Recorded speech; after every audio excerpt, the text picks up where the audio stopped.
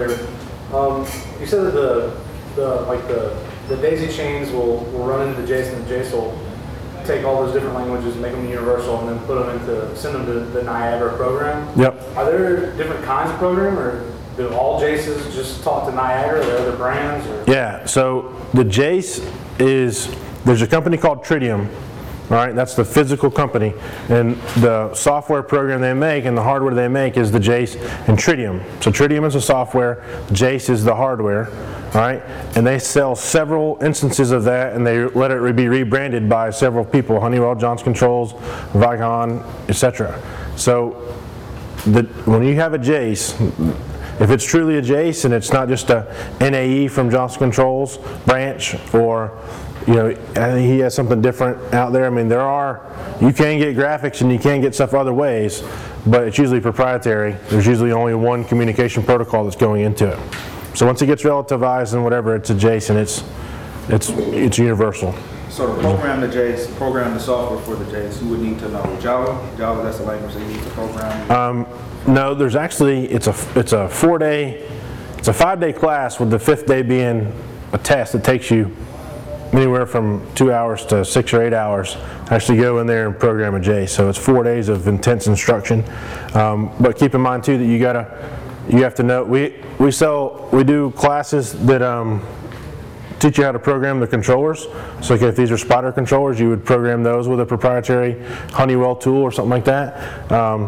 And then once you've pulled all these points up here, you would need to know how to program the Jace and go and make all these things talk to each other. And so it's a proprietary language they use to program it? No, it's not proprietary because I guess yes and no. It's proprietary to everyone with a Jace, all right, but it's not proprietary to Johnson Controls, Honeywell, stuff like that. They can share those back and forth.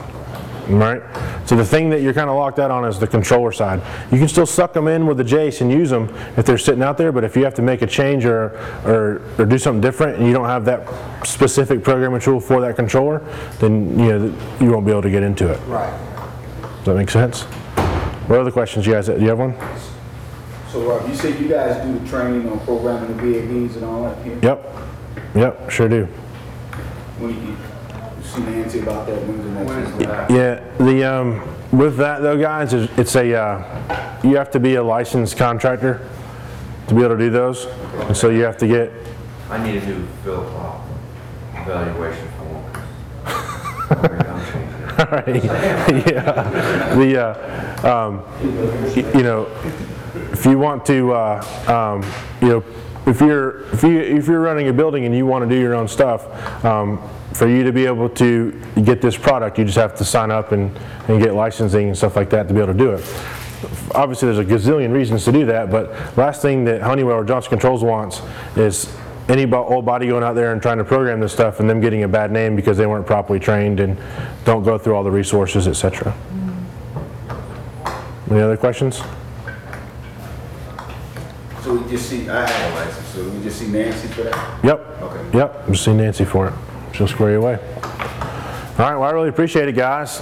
Please reach out to me for anything, and I'll go stand out here, and if anybody you guys want to see that demo board, I can kind of show you.